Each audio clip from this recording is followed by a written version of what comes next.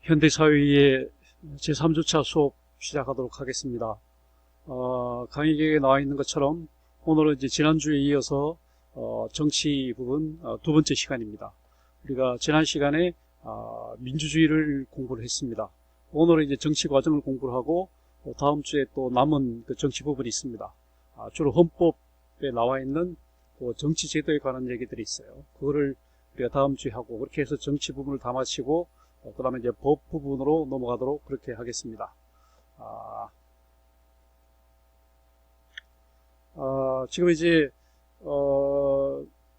정치 과정에 들어와서 정치 과정과 시민의 정치 참여 이렇게 되어 있습니다. 정치 과정이라고 하는 것이 결국 시민이 가진 그 의사, 정치적인 이해관계, 이게 어떻게 정치화 되느냐, 어떻게 정치에 반영이 되느냐, 이런 그 과정에 관한 얘기가 되겠습니다. 다시 말하면 현대 그 보편적인 민주적인 정치 과정, 선거 제도를 중심으로 해서 전개되는 것이 바로 이 정치 과정이 되겠습니다. 자, 정치 과정이란 말은 지금 한문으로 쓰면 정치적인 과정이죠. 정치적으로 쉽게 말하면 그 각 개개인의 정치적인 의사가 어떻게 제도권에 반영이 되는지 그 과정입니다. 그러니까 이거는 이제 시간적인 그런 과정일 수도 있고 절차적인 그리고 개념적인 그런 과정이 되겠습니다. 영어로 말하면 political process죠.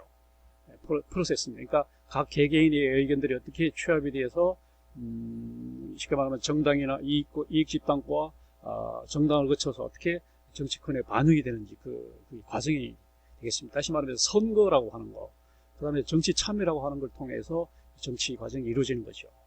정치 과정이라고 하는 것의 의미를 보면 여기 나와 있는 것처럼 디맨드와 스포트가 있습니다. 이 디맨드라고 하는 것은 요구죠. 주로 이제 비판적인 사람들, 정치적인 요구, 주로 야권에서 하는 것이 이제 야당 쪽에서 하는 것이 디맨드가 되겠고, 그 다음 하나는 서포트죠. 지지입니다. 정치를 잘한다고 하는 그 지지입니다. 다시 말해 여당 쪽에서 하는 것이, 그러니까 우리 말은 이제 요구와 지지를 쉽게 말하면 표출한다 그죠? 인터레스트 아티큘레이션, 이익 표출, 각 개개인이 가지고 있는 이익을 아티큘레이션 드러낸다는 거죠. 마음속으로 담고만 있는 것이 아니라 정치적인 표현을 통해서 적극적인 참여를 통해서 드러낸다. 이를 이제 아티큘레이션, 이익 표출 이렇게 말한 거죠. 이익 표출이 되면 그것을 다시 이제 집약을 시킵니다. 어그리게이션. 다양한 이해관계를 이제 그룹별로 클러스터하는 거죠. 주로 이제 진보적인 그 이해와 그다음 주로 보수적인 이해 이렇게 해서 집약이 됩니다. 대체로 이제 정치적인 이익 표출을 담당하는 쪽은 주로 이익 집단 쪽이고요. 그다음에 그런 표출된 이익을 하나로 이제 집약시키는 그리고 어그리게이션 기능을 담당하는 곳이 정당이라고 하는 중요한 그 정치적 제도 기구죠.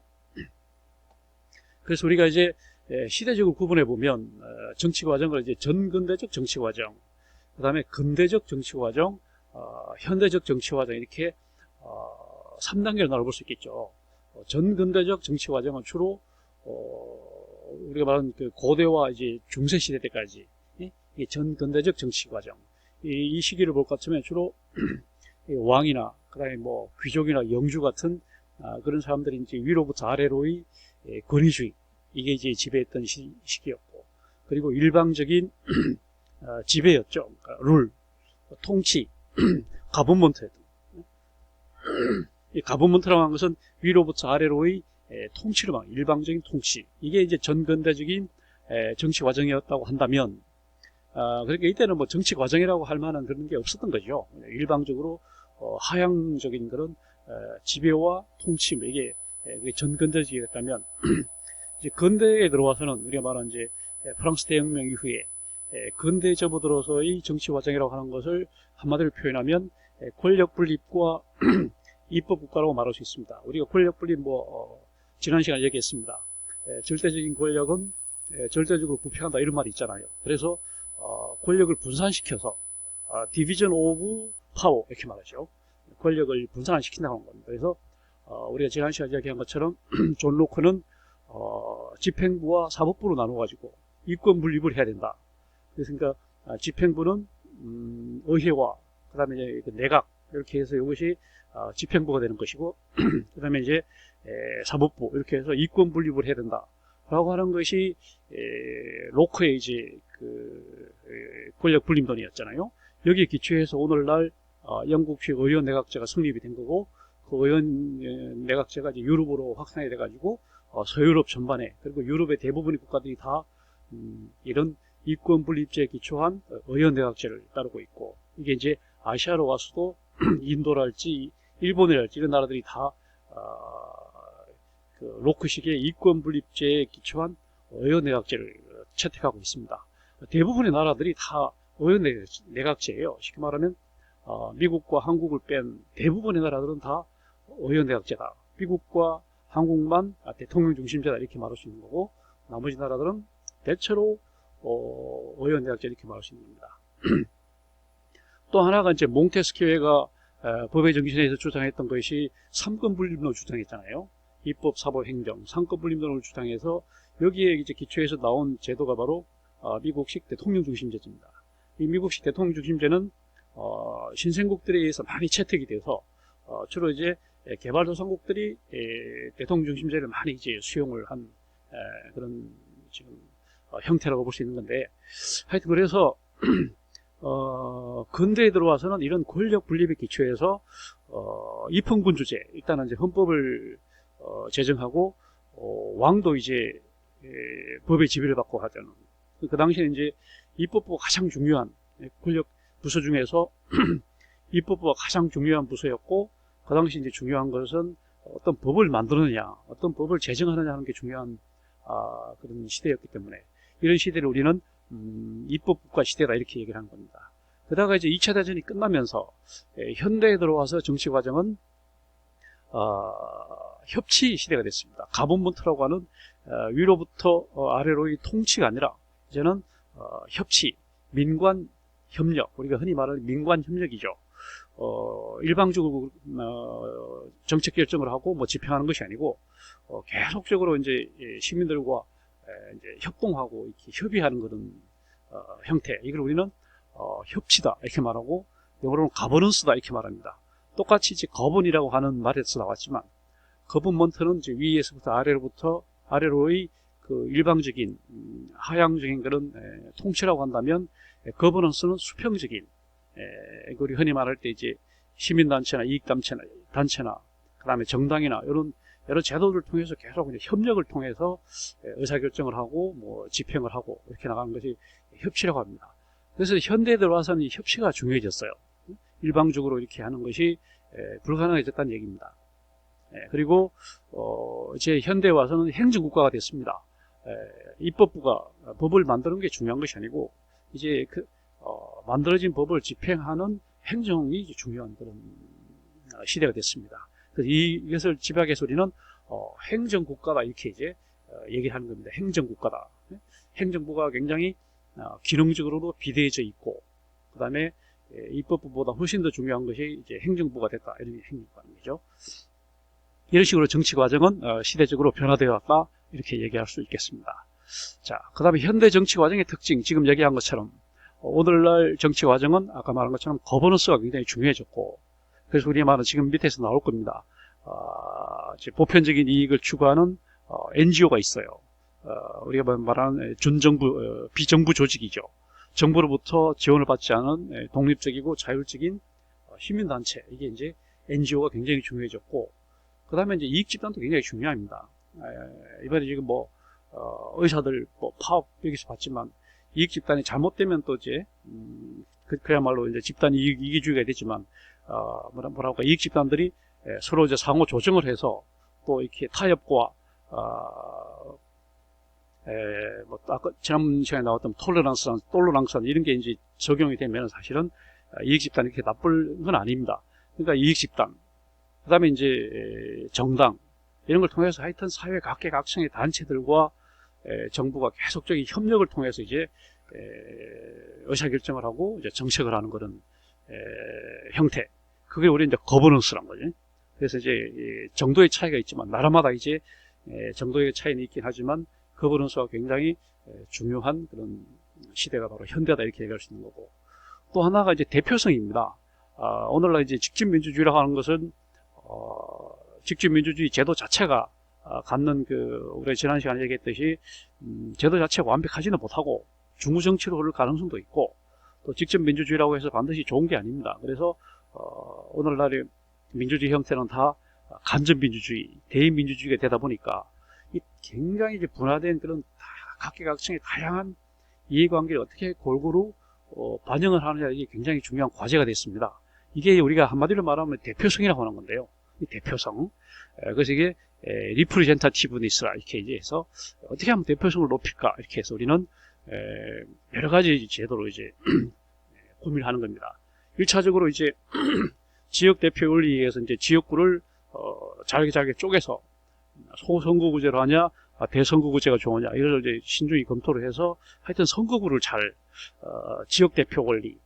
그다음에 지역 대표로 이제 반영이 안 되는 게 비례대표라고 주로 직능별로 해서 그다음에 소외된 사람들한테 이제 우선적으로 배려하고 하는 그런 비례대표제. 이런 식으로 해서 이제 대표성을 좀 더 보완해 나갑니다.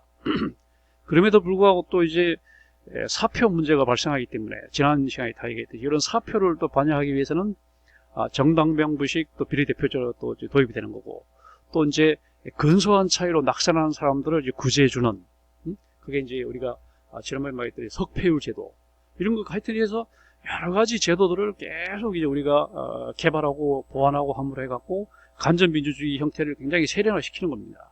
그래서 직접민주주의에 근접할 정도로 이상적인 형태로 이제 계속 만들어가고자 하는 것이 이 대표성의 원리고, 이런 것이 이제 입법부에서 대표성이라고 한다면 또 행정부에서 대표성이라고 하는 것이 바로 대표관료제입니다.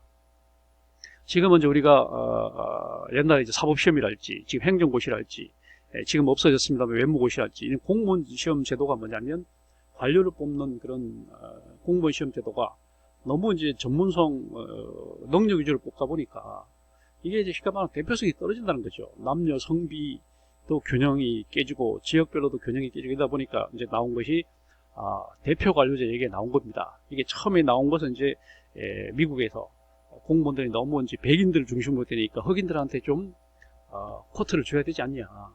그다음에 인도에서도 카스트 제도에서 주로 이제 상류 계층이 독식하다 보니까 하류 계층들한테 좀 안배를 해야 되지 않냐, 이렇게 해서 나온 것이 대표 관료제 원리고, 그다음 우리가 이제 공무원을 뽑을 때 고급 공무원을 갈수록 여성이 적으니까 여성들한테 조금 가산점을 주자.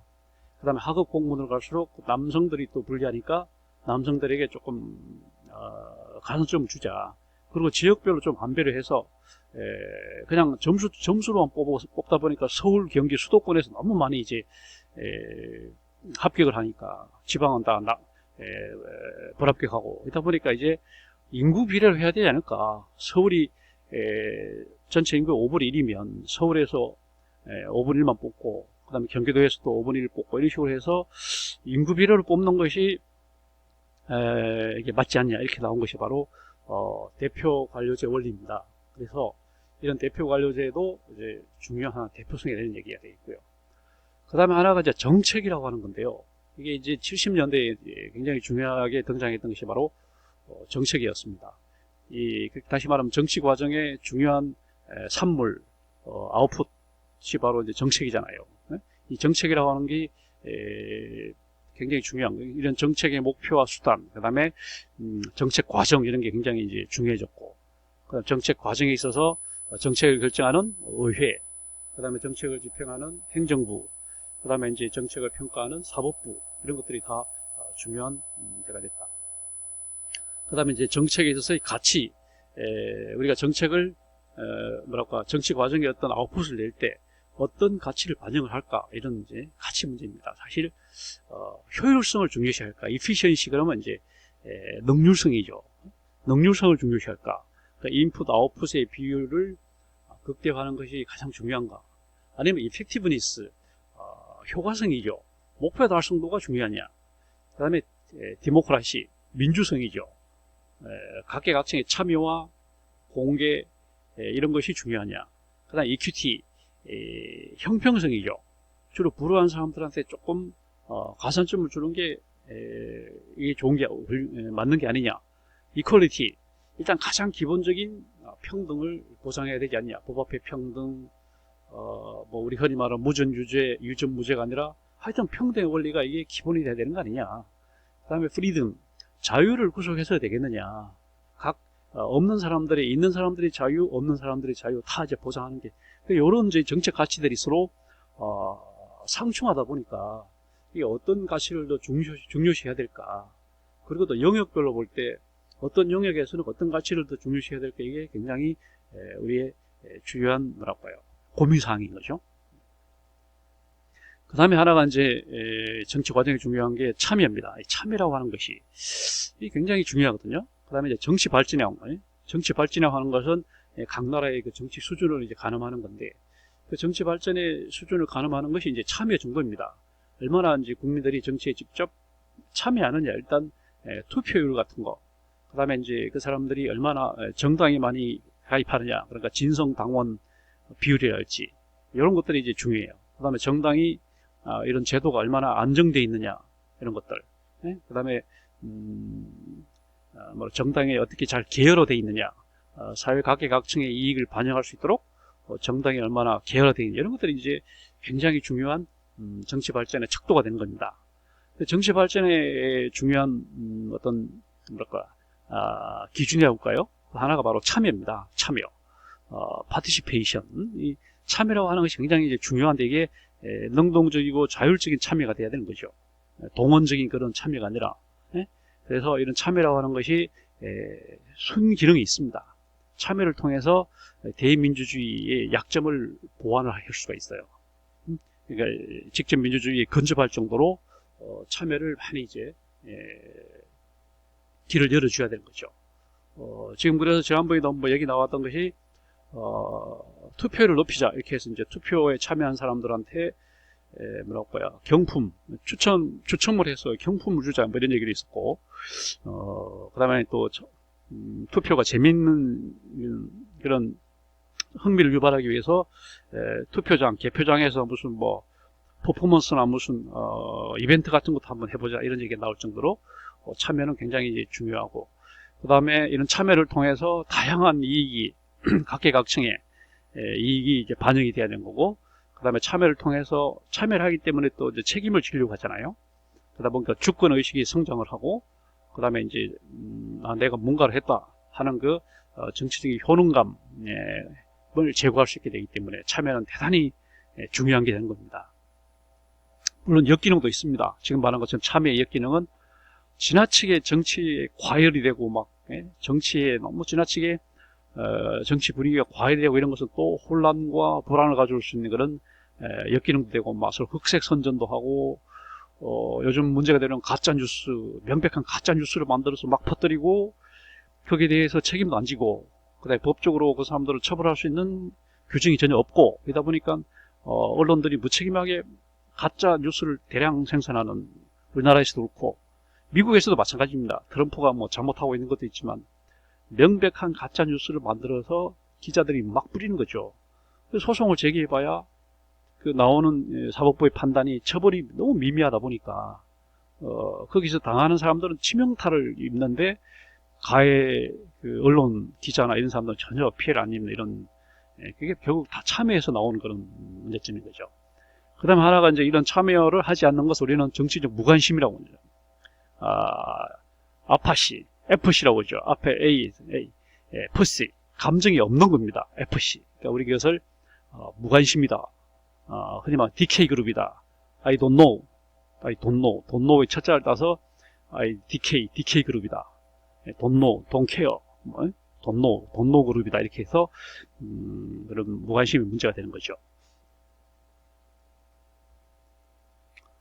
그 다음에 이제 우리가 볼 것이 정당과 이익집단이라고 하는 이런 기구를 봐야 됩니다. 우리 정치 과정에서 꼭 필요한 것이 정당과 이익집단입니다.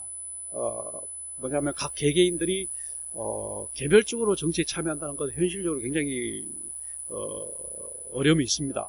다시 말하면 이런 개별주의, 개인주의는 상당히 어려움이 있기 때문에 우리는 이제 조합주의적으로 참여를 해야 됩니다. 뜻이 맞는 사람들끼리 이익 집단을 만들고, 그러니까 이익이 비슷한 사람들끼리 이익 집단을 만들고, 또 이익 집단들이 또 이제 비슷한 사람들끼리 모여서 이제 정당에 또 가입을 하고 그렇게 해서 하다 보면 각 개개인들의 정치적 의견이 잘 반영이 되겠죠. 그래서 우리는 개별주의적 정치 참여보다는 이런 조합주의적, 집단주의적, 조합주의적 정치 참여가 훨씬 더 유리하다. 그렇죠. 그래서 우리는 전략적으로 이익 집단과 정당을 통해서 우리는 정치에 참여하게 된다, 이런 얘기입니다. 그래서 나라마다 차이가 있긴 하지만 전 세계가 어느 나라든지 이 정당과 이익 집단 제도를 구비를 하고 있는 거고, 국가가 또 특히 정당 같은 경우에는 정당 활동 국가가 적극 장려를 하고, 헌법에 의해서 정당을 보장을 하고, 그 다음에 정당에 대해서는 국고 보조금을 지급을 하고, 이 정도로 해서 정당이 그만큼 중요하다고 하는 겁니다.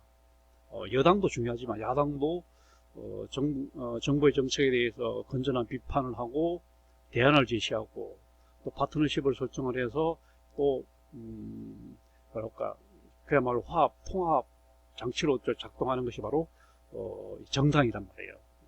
그래서 정당이 굉장히 중요한 그런 제도인 겁니다. 정당을 먼저 한번 보면은, 정당이라고 하는 말을 한문으로 쓰면 이제 정치적인 모임입니다. 당자가 집당자가 아니고 무리당자죠. 정치적인 무리들이 모이는 곳, 그게 정당입니다. 집당자 아니에요. 예배당, 식당 할 때 그 당자가 아니고, 이 당자는 무리당입니다. 무리 짓는다, 당파 싸움한다. 그러니까 당쟁, 뭐 이 당이란 게 한문으로 보면 밑에 금을 흑자가 들어가 있잖아요. 금은 마음을 가진 사람들이 모여드는 곳이 바로 정당이다. 정당이라고 하는 것이 우리나라에서 이 정당이라고 보면 벌써 한자로 볼 때도 상당히 부정적인 의미를 가지고 있습니다. 금은 사람들이 모이는 곳 아니냐, 이렇게. 그러나 영어로는 political party입니다. 정치적인 파티, 모임이죠. 그러니까 이제 영어에서 정당은 상당히 긍정적이고 뭐랄까, 그런 좀 좋은 이미지를 가지고 있는데, 우리 한국어에서 정당은 나쁜 의미를 가지고 있다, 이렇게 얘기를 할 수 있습니다.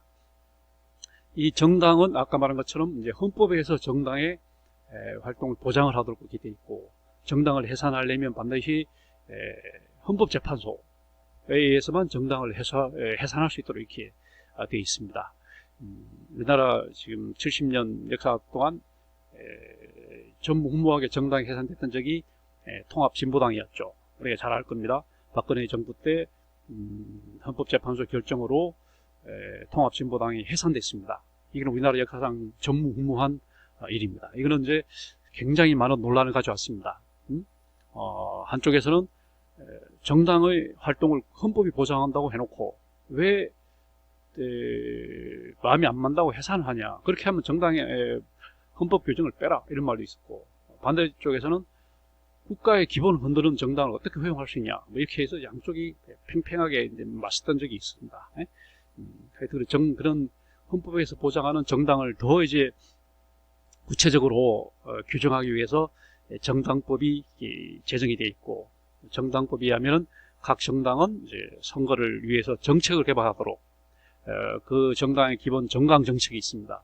정강 정책이 있고, 그다음에 선거 때마다 뭐 총선거나 대통령 선거나 지방 선거나 선거 임하면서 또 정책 개발, 공약 개발을 해서 공약을 발표를 합니다. 그다음에 정당이 중요한 것은 후보 추천이죠. 만약에 정당이 없으면 후보가 난립이 될 겁니다. 국회의원 후보가 뭐 30명, 50명 이렇게 될 거란 말이에요. 이렇게 되면 좋은 점도 있죠. 다양한 의견들이 이제 표출된다는 좋은 점도 있지만, 나쁜 점은 우리 유권자들이 후보를 선택하는데 굉장히 애로사항이 있습니다. 투표용지, 기표용지가 너무 길기 때문에 그걸 다 보기도 힘들고 하니까. 그래서 이제 이것을 조금 정리해주고 하나로 이렇게 그런 기능하는 곳이 바로 정당이죠. 정당이 바로 후보 추천하는 겁니다. 그 다음에 정당이 존재하는 목적은 정권을 잡기 위한 겁니다. 기업이 이윤을 창출하기 위한 곳이라면 정당은 정권을 장악하는 게 목적입니다. 그러다 보니까 그렇지만 그 활동은 공명정대하게 해야 돼요. 그래서 우리는 공당이다. 공당. 공개적인 정당이다. 그래서 매스파티다. 대중정당이다. 대중들이 참여할 수 있는 정당. 그리고 정당이 가지고 있는 기본 정책을 우리는 정강이다. 정강. 정당의 강령이다. 정당의 강령.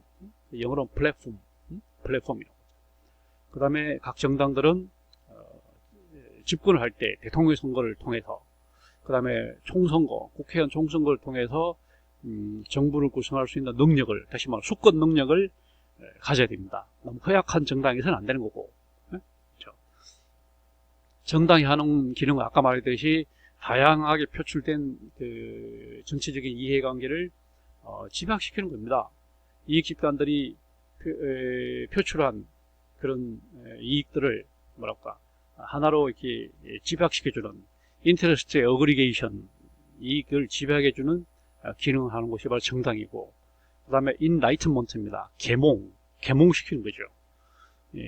자, 라이트는 불이잖아요. 불을 켠다. 인라이트먼트, 불을 켠다니까 불을 밝히다. 무지몽매한 사람들을 깨우쳐준다. 이 뜻이 바로 이제 그래서 한문을 쓰면 계몽한다는 거죠. 정당을 통해서 이제 무지한 국민들의 정치적 의식을 심어준다. 이렇기 때문에 계몽 기능도 하고요. 그 다음에 이제 대통령 선거에서 승리한 정당이 정부를 조직하잖아요. 그 다음에 의원내각제에서는 총선거에서 승리한 정당이 내각을 짜잖아요. 일본처럼. 우리가 아베 총리가 물러났고 이제 오늘 스가 총리가 취임을 했습니다. 그와 같이 일본은 총선거에서 승리한 정당이 이제 정부를 조직합니다. 그러나 우리 미국이나 한국처럼 이런 나라에서는 대통령 선거에서 대통령이 이제 정부를 조직하는 거죠. 어쨌거나 정부를 조직하고, 그 다음에 지도자를 배출하고, 그 다음에 야당 같은 경우는 권력을 비판하는 곳이 바로 정당이죠. 정당. 자, 정당의 기능, 순기능, 좋은 기능이 있습니다. 이거는 대의 정치의 아주 중요한 장치다. 그러나 정당이라고 하는 곳의 역기능을 보면 첫째가 바로 과두제라는 거예요. 과두제라고 하는 것은 말 그대로 적을 과자에다가 머리 두자잖아요. 머리가 작다는 얘기예요. 정당은 가장 민주적이어야 합니다. 가장 민주적이어야 정치 참여가 민주적인 정치 참여 가능하잖아요. 그럼에도 불구하고 오늘날 정당들을 보면 하나같이 과두제가 돼가지고 당수가 있고 뭐랄까 이렇게 아주 권위적인 그런 조직들을 갖추고 있습니다. 물론 정도의 차이가 있지만 대체로 그래요. 그래서 가장 민주적이어야 할 정당이 가장 과도화되어 있다. 그래서 이걸 우리는 과도제의 철칙이다 이렇게 말합니다. 과도제의 철칙이다. 영어로 말하면 아이언 로 오브 올리가키. 올리가키가 말하면 과도제잖아요. 올리고 소수가 아키. 소수가 지배하는 정치가 올리가키입니다. 올리고 아키. 그래서 올리가키가 바로 과도제죠. 과도제의 철칙이다. 철과 같이 깨지지 않는 법칙도 아니고 철칙이란 거죠. 철칙. 이와 같은 말을 쓴 사람이 바로 로버트 미헬스라고 하는 사람입니다. 로버트 미헬스라고 하는 사람이 이 과도제의 철칙이라는 이 말을 써서 유명하죠. 그리고 정당은 당파성을 갖습니다. 자기 당한테 유리하도록 매사를 다 아드린수격으로 모든 걸 자기 당 중심으로 얘기를 합니다. 이 말을 당파성이다 이렇게 말합니다. 당파성, 자기 당한테 뭐를 끌어다 붙이는 거. 영어를 말하면 이게 파티전십. 여기 이제 파티전십이고, 그래서 이게 이제 일본 사람들이 빨치산, 빨치산, 일본 사람들이 이제 빨치산이라는 말을 써가지고 오늘날 빨치산. 공산당 그러면 빨치산 이렇게 말하는 거죠. 그러나 공산당만 빨치산이 아니고 사실 공화당 뭐랄까 우파 보수당도 보수적인 빨치산이 있는 거죠. 빨치산은 자기 당한테 유리하도록 모든 걸 이제 끌어가는 것이 파티전십이니까. 그리고 정당이 돌아가는 걸 보면 굉장히 시대적으로 낙후돼 있어요. 앞서 나가면서 우리 사회를 선도해 가는 게 아니고 좀 뭐랄까 부정적인 그런 뭐 정치 자금도 조달하고 하여튼 보면은 자기 사람 끌어다 갖다 붙이기만 하고 뭐 능력 위주로 쓰는 것도 아니고 그냥 막 연출 통해서 막 사람들 쓰고 막 이렇게 그런 거 보면 굉장히 낙후돼 있죠. 우리나라도 낙후돼 있지만 일본은 더욱 더 낙후돼 있는. 이번에 스가 총리 된 걸 봐도 일본은 우리보다 훨씬 더 낙후돼 있죠. 그래서 이게 선진국으로 갈수록 이제 낙후성이 좀 덜하고 유럽이 가장 앞서 있죠. 그 다음에 이제 미국이고, 그 다음에 한국이고, 일본이 가장 이제 낙후되어 있다 이렇게 보여지는 겁니다.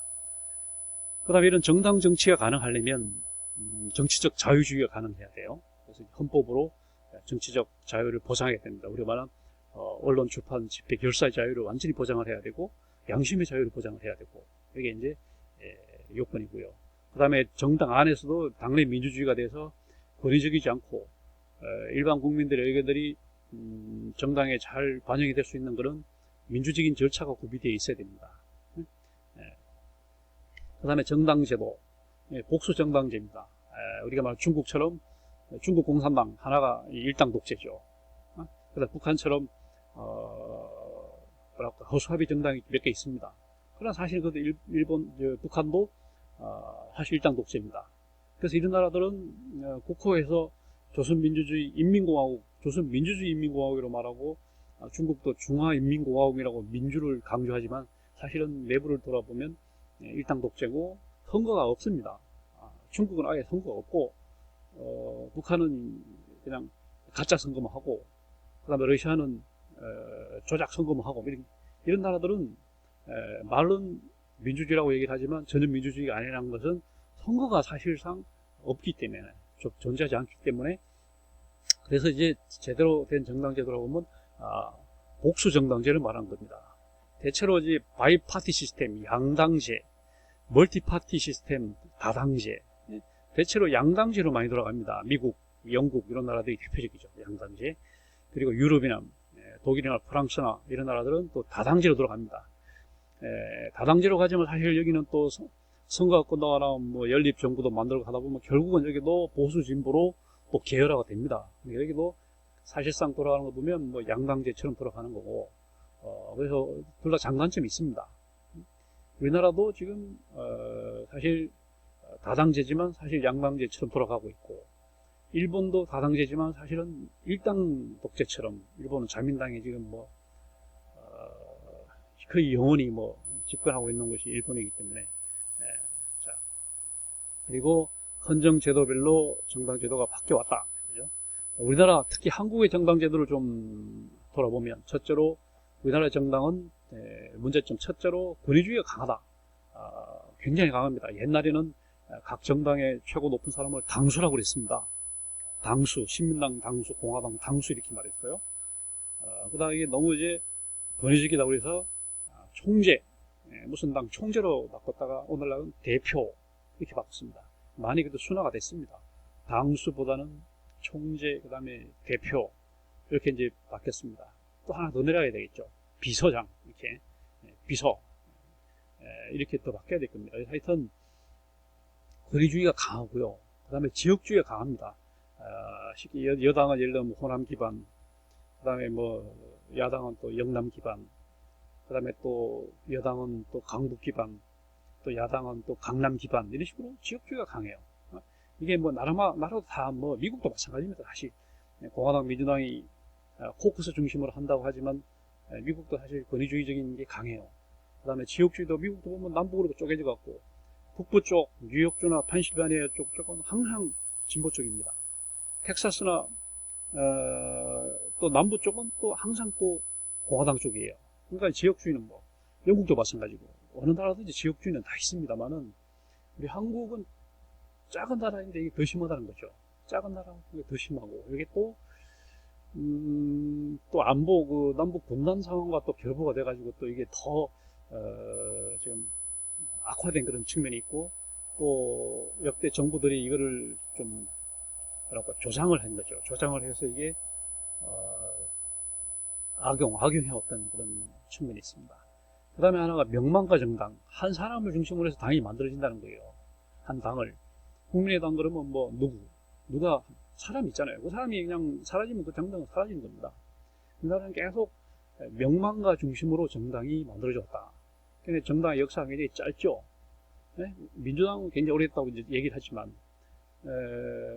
사실 정당이 역사가 굉장히 단명으로 끝난다는 거죠. 미국처럼 공화당 그러면 역사가 얼마나 깁니까? 미국 민주당은 더 길어요. 공화당만큼 안 되지만 상당히 긴 역사가 있고 영국의 보수당, 영국의 노동당 역사가 굉장히 길잖아요. 너무 짧다. 그 다음 수포정당, 아까 말한 것처럼 수포정당은 물방울 정당입니다. 물숫자에다가 물방울 포자입니다. 물방울처럼 그냥 선거 때만 잠깐 나타났다가 그냥 또 사라지고, 또 선거가 되면 또 생겼다가 또 사라지고, 이런 정당들을 수포정당이라고 쳐야죠. 우리가 뭐 알게 됩니다. 국가혁명배당금당, 이런 당들 보세요. 별로 활동 안 하고 있다가 또 선거 때 되면 또 왔다가. 그 다음에 부패와 직결되어 있습니다. 정당을 통해서 막 부정부패, 정치 비자금이 막 조달이 되고, 뭐 옛날에 뭐 차떼기 뭐 이런 말도 있고, 막 얼마나 별별 말들이 많지 않습니까? 하여튼 부패와 직결되어 있어서 상당히 문제점이 있어서 앞으로 과제는 당내 민주주의, 그 다음에 무조건적인 무슨 막 이렇게 혹세무민하려고 그러지 말고 정책을 내놔서 여당과 야당이 정정당당하게 경쟁을 해서 국민들이 행복하게, 국민들 하여금 어느 걸 선택할까 하는 이런 행복한 걸 만들어주는 정당이 돼야 됩니다. 지금처럼 A가 싫으니까 B로 간다, B가 싫으니까 A로 간다, A도 B도 다 싫다, 어느 게 덜 싫냐, 이런 식으로 돼서는 안 되고, A도 좋고 B도 좋고 둘 다 좋은데 어느 게 더 좋으냐, 이런 행복한 고민에 빠지도록 해야지. 여당도 못하고 야당은 또 못하고 선거 때 돼갖고 그러면 에이 뭐 이런 식으로 그냥 선택하는 이런 정당이 돼서는 안 되고, 그 다음에 이제 국민참여 경선제, 후보를 뽑을 때도 정당 내부로만 이렇게 후보를 확정하지 말고 국민들도 참여해서 후보를 내는데 기여할 수 있게 이렇게 해야 된다는 겁니다. 그 다음에 이익집단을 좀 보겠습니다. 이익집단은 아까 말한 것처럼 말 그대로 영어로 말하면 이제 인터레스트 그룹이죠. 이익을 중심으로 해서 뭉친 그룹입니다. 한문으로서 말 그대로 이익집단 이렇게 쓰는 거고, 이 이익집단이 모여서 이제 자기들 이익을 반영하는 겁니다. 가장 대표적인 게 의사협회, 변호사협회 이런 데죠.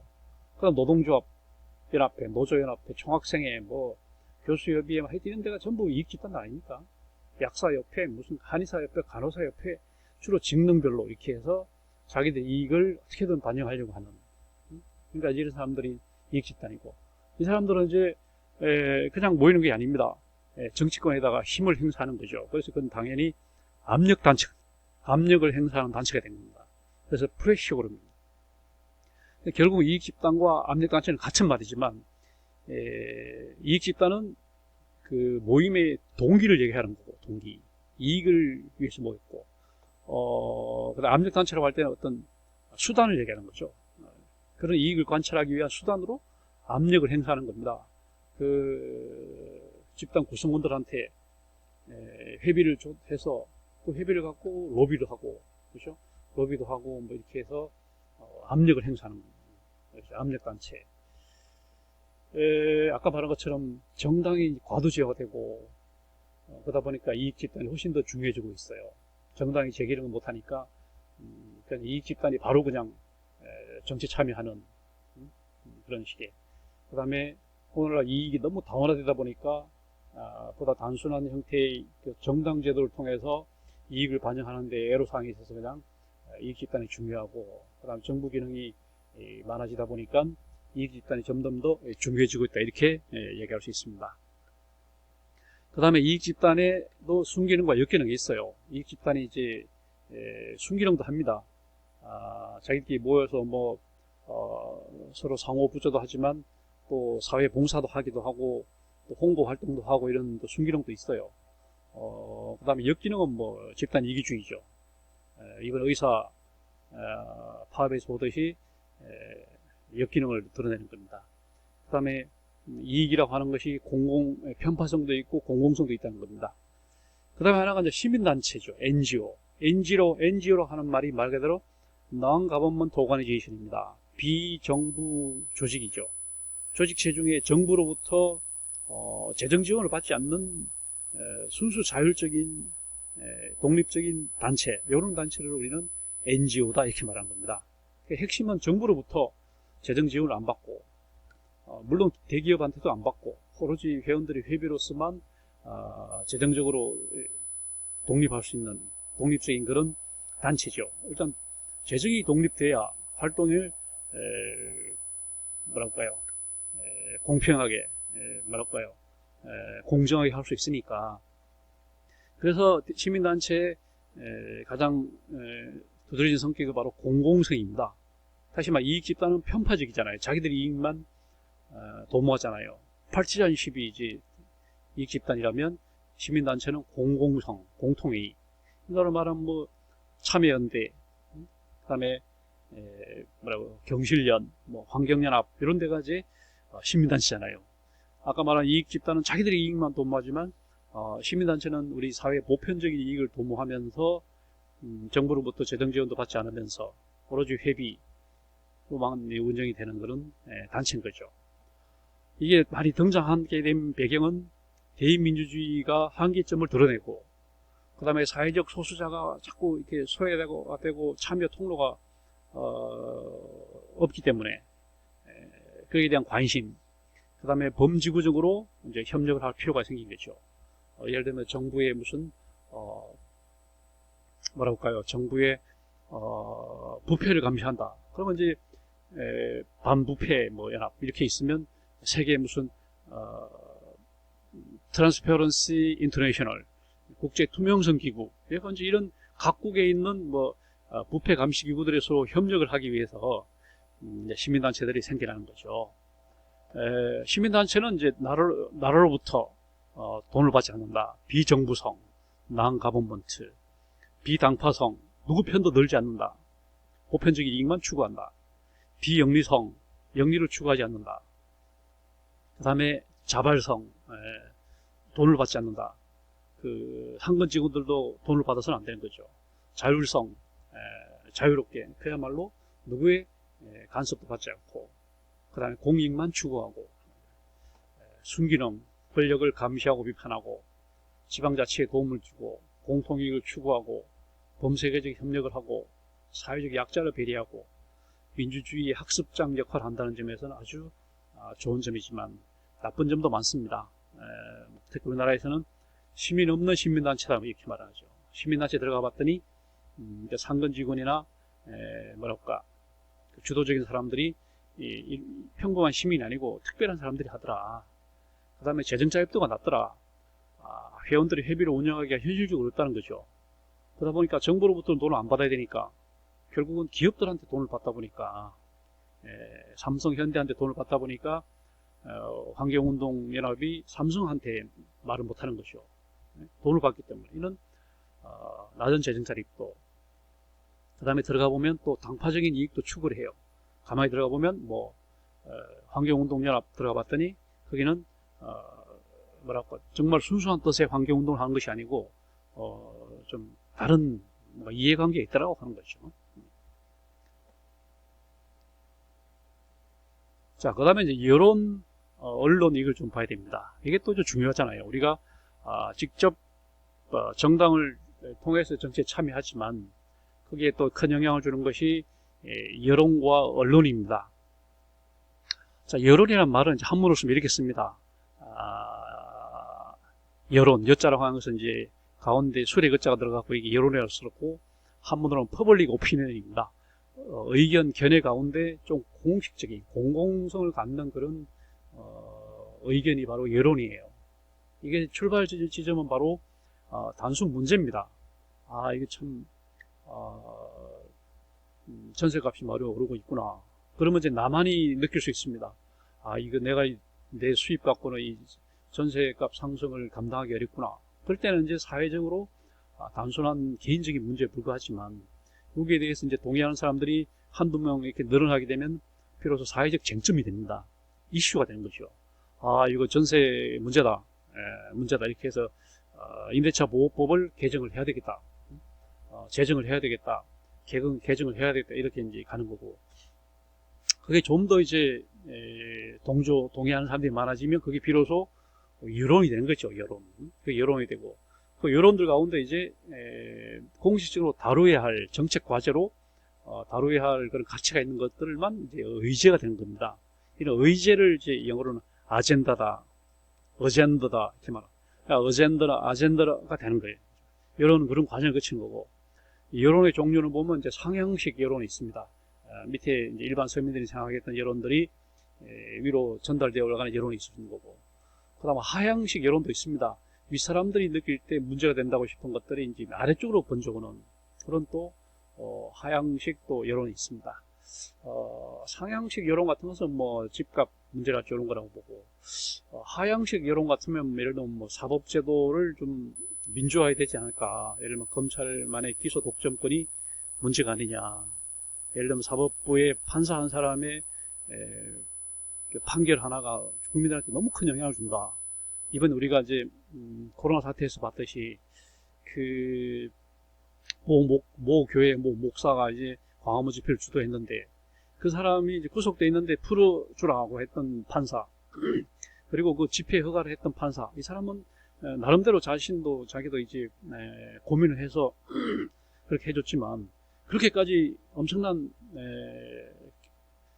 결과가 올 줄 몰랐던 거죠. 이런 단 한 사람의 판사의 생각으로 국민들의 의견에 이렇게 엄청난 국민들이 영향을 받는 이런 문제는 좀 해소해야 되지 않을까. 요게 이제 처음에 위에서부터 윗사람들이 생각했던 건데 일반 국민들도 여기에 대해서 좀 동조를 하는 그런 형태 이런 것이 이제 하향식 여론이라고 보시는 거고, 그 다음에 분산형 여론, 집중적 여론, 분산형이 쭉 퍼지는 거고 하나로 점점 모아지는 그런 여론이 있을 수 있어요. 양극화되는 여론이 있습니다. 예를 들면 뭐 지금 법무장관 아들의 뭐 휴가 문제, 뭐 어떤 사람은 그 사람이 그 아들이 본래는 공익 대상자인데 자기가 자원해서 군대를 갔다. 그리고 휴가를 하루 뭐 더 쓴 게 그게 국기를 물러날 정도로 그렇게 중요하냐.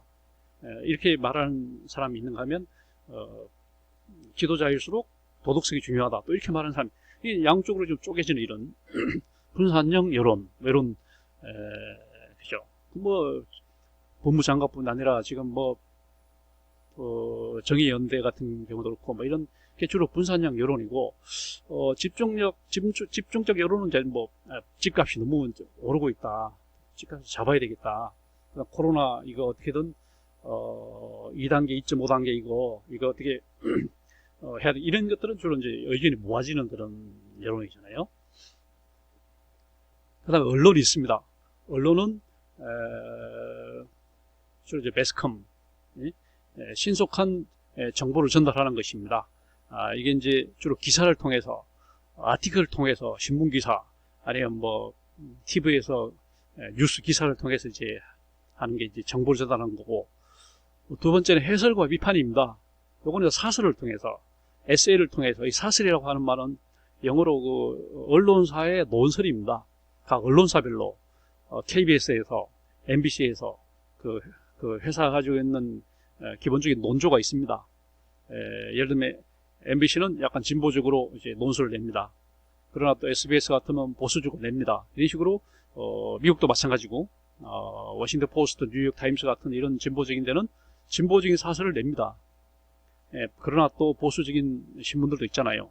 이런 그래서 결국은 언론은 기사나 이제 사설을 통해서 이렇게 기능하는데, 기사는 주로 이제 정보를 전달하는 것이고 사설은 해설과 비판하는 그런 역할을 하는 거죠. 그 다음에 언론의 자유와 책임, 언론에게는 자유가 일단 보장이 돼야 됩니다. 그러나 그런 자유를 남용했을 때는 엄연히 책임을 져야 됩니다. 그래서 언론은 공정해야 됩니다. 공정해야 되고, 그 다음에 정확해야 됩니다. 가짜 뉴스는 안 됩니다. 그 다음에 보도 내용에 대해서 책임을 져야 됩니다. 사실관계를 정확히 확인을 해야 되고, 잘못된 것에 대해서는 분명한 책임을 져야 돼요. 그 다음에 이게 공익을 위한 건지 개인을 위한 건지 이걸 한번 진지하게 검토를 해야 되고, 굉장히 지금 사회적 지금 현재 쟁점이 되고 있는 게 바로 이 언론입니다. 지금 언론에 대해서 지금 여러분들도 계속 언론 뉴스가 넘쳐나고 있지만 중요한 뉴스도 있고 또 막 뭐랄까 선정적인 뉴스도 있고 심지어 가짜 뉴스, 명백한 가짜 뉴스까지 막 돌아다니고, 거기에 대해서 책임도 안 지고 막 이런 너무 많이 보고 있습니다. 그 다음에 이제 선거에 대해서 우리가, 선거라고 하는 것이 민주정치의 관건입니다. 선거. 자, 선거라고 하는 것은 말 그대로 선출하는 겁니다. 선출하는 일이죠. 영어의 일렉션이죠. 자, 이거는 대의민주주의 요체입니다. 선거가 제대로 되고 있냐? 그게 민주주의라고 한 거죠. 아까 말한 것처럼 중국이나 북한이나 이런 사회주의권에서 자기들이 아무리 민주주의라고 얘기를 하지만 사실 선거제도가 전혀 없거나 유명무실합니다. 그러면 민주주의가 아닌 거죠. 그러나 그리고 또 선거가 제대로 되기 위해서는 정당이나 이런 이익집단이 잘 돼 있어야 돼요. 그 다음에 선거 공영제도 돼 있어야 됩니다. 그러니까 이런 것들이 얼마나 중요한 겁니까, 선거가.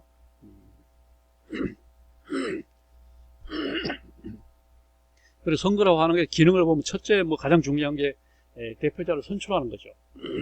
대통령 선출하고 국회의원을 선출하고 그 다음에 지방자치단체 장을 선출하고 그 다음에 지방의원을 선출하고 그 다음에 교육감을 선출합니다. 지금 우리나라 지금 선출직 공무원은 5개죠. 5종류입니다. 그런 대표자를 선출하는 기능을 하는 것이 바로 선거고, 두 번째는 이 선거를 통해서 비로소 당선자에게, 그 대표자에게 정당성이 부여됩니다. 당신이 왜 대통령이냐? 당신이 왜 국회의원이냐? 그러면 나는 선거에서 이겼다. 선거에서 내가 이겼기 때문에. 그러니까 그는 정당성을 갖는 거죠. 아무나 나와서 내가 대통령이다, 국회의원이다 이렇게 말하면 정당성이 없습니다. 선거에서 이겼다. 그러니까 중앙선거관리위원회에서 당선증을 받았을 때, 선거에서 당선됐다고 하는 당선증을 받았을 때 비로소 정당성이 부여되는 거죠. 그 다음에 통제할 수 있는, 선거를 통해서 대표자를 교체를 할 수 있잖아요. 네? 그러니까 이제 대표자를 통제할 수 있는 굉장히 중요한 장치가 선거입니다. 그리고 또 선거가 잘못됐을 경우에는 이제 직접민주주의 제도인 그 국민 소환 제도를 통해서 그 사람의 당선을 다시 무효화시킬 수 있는 이런 장치도 앞으로 이제 우리가 지금 고려 중에 있는 거죠. 그 다음에 선거를 통해서 국민들의 주권의식이 향상이 됩니다. 그 다음에 선거를 통해서 이제 표심, 선거 결과를 보면 여론의 소재를 확인할 수가 있어요. 여당이 잘하고 있다. 더 잘해야 되겠구나. 여당이 잘못하고 있다. 야당의 의견을 반영해야 되겠구나. 이런 이제 여론의 소재를 확인할 수 있고. 그 다음에 이제 선거를 통해서 사회를 통합합니다. 모든 사람들 이해관계가 5천만이 각인각색이지만 선거를 통해서 여당, 야당을 일단 갈라집니다. 둘로 갈라지고. 그 다음에 그게 또, 어느 쪽에 대통령이 당선되면 그 사람을 대통령으로 인정합니다. 조금 미흡해도 인정하는 그런 식으로 해서 사회가 5천만이 결국 하나로 의견이 모아지는 거잖아요. 이런 묘한 또 매직 같은 마술과 같은 그런 기능을 하는 것이 정치이기 때문에 정치는 이런 사회 통합의 기능을 해야 되는 겁니다.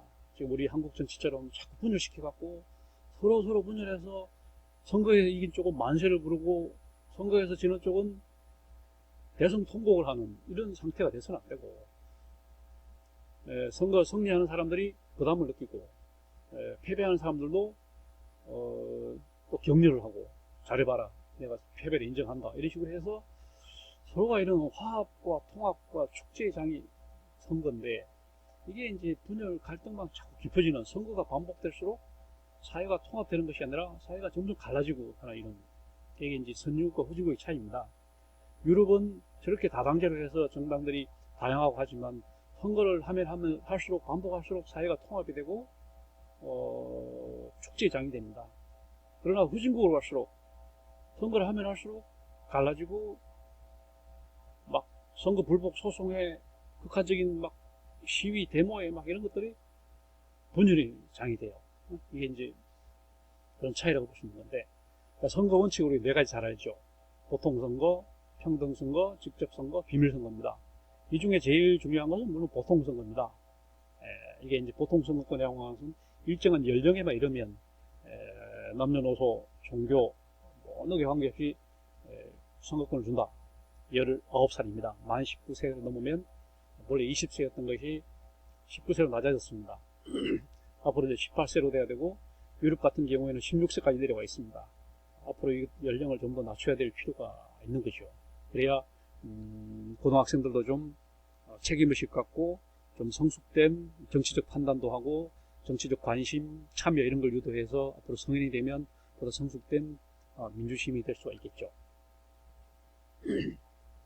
그 다음 우리나라 선거제도를 한번 정리를 해보면, 첫째로 선거구입니다. 선거구는 이제 선거구역을 쪼개는 거예요.